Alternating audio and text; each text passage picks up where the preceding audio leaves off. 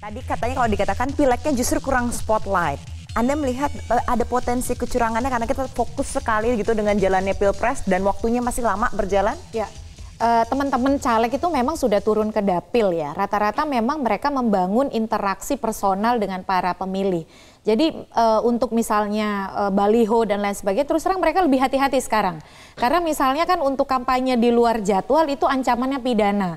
Belum lagi sekarang ada ancaman-ancaman hukuman tambahan yang sifatnya kalau mereka melanggar kampanye itu bahkan seolah-olah ada kalau keseringan nanti bisa diskualifikasi loh. Nah jadi saya melihat bahwa mereka turun lebih senang door to door gitu dan mereka relatif menyimpan logistik itu untuk nanti tetap memelihara ingatan menjelang hari pemungutan suara.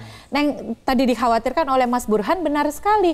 Jangan sampai kemudian mereka berusaha memelihara ingatan itu dengan cara tadi kan politik uang, vote buying, jual beli suara. Apalagi kemudian sekarang parliamentary threshold naik 4%. Caleg-caleg ini kan ditekan juga oleh partai untuk mengumpulkan suara, mengamankan partai agar bisa lolos 4% ini. Jadi parliamentary threshold kita 4% di saat yang sama, pemilunya serentak, pileg pilpres, 5 surat suara, hari pemungutan suara itu memakan waktu pungut hitung kurang lebih 16,5 jam. Jadi luar biasa memang kompetisi sekarang ini. Jadi pressure-nya lebih besar lagi begitu kalau gitu. Jadi kalau begitu dikatakan tadi ada sekitar 300 ribuan caleg yang akan berkompetisi nantinya. Jadi strateginya apa? Di mana mereka ada pressure juga nih untuk partai politik untuk bisa tembus PT kan? Iya, strategi atau perilaku kandidat itu ditentukan oleh desain institusi apa yang dipakai, terutama adalah sistem pemilu. Nah, karena sistem pemilunya adalah open list proportional system, itu mendorong partai dan caleg gitu ya untuk terutama strategi di intra-party competition, kompetisi antar sesama caleg di dalam satu partai. Yang terjadi adalah diferensiasi antar partai kurang terjadi. Jadi sejak kita ikuti 2009 sampai sekarang itu personal touch gitu ya, pendekatan personal network itu jauh lebih mengemuka. Orang tidak bicara soal partainya apa, tetapi bicara soal siapa dirinya dan tim suksesnya. Nah, ini kaitannya sebenarnya agak baru kalau kita mau coba, yaitu pilpres pileg bersamaan. Dan kemudian ada insentif untuk mendapatkan efek ekor jas, tetapi kalau kita lihat dari data, itu kebanyakan kotel efeknya itu hanya didapatkan oleh 2 partai, yaitu PD Perjuangan dengan Gerindra. Akibatnya sekali lagi terjadi pembelahan di bawah.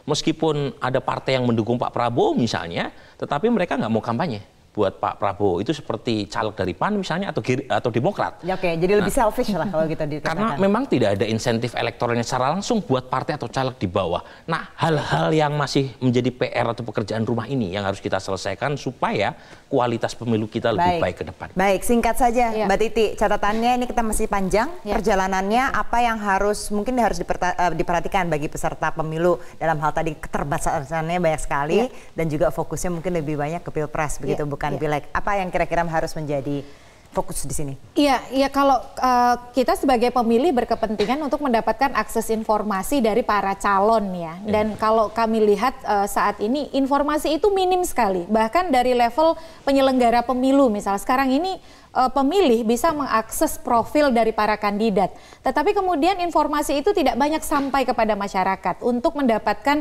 profil dari para kandidat. Partai pun tidak membantu banyak dengan menyediakan platform atau sumber informasi untuk tahu para caleg ini.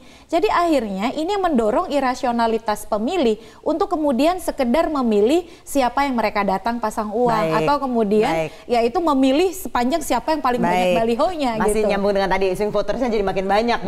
Iya. Terima kasih Bu Mbak Titi. Intinya kalau perangnya saling terbuka, kemudian tidak menawarkan program, yang terjadi justru malah menimbulkan disilusi di antara pemilih. Sayang sekali kita sudah over di sini. Terima kasih banyak sudah bergabung bersama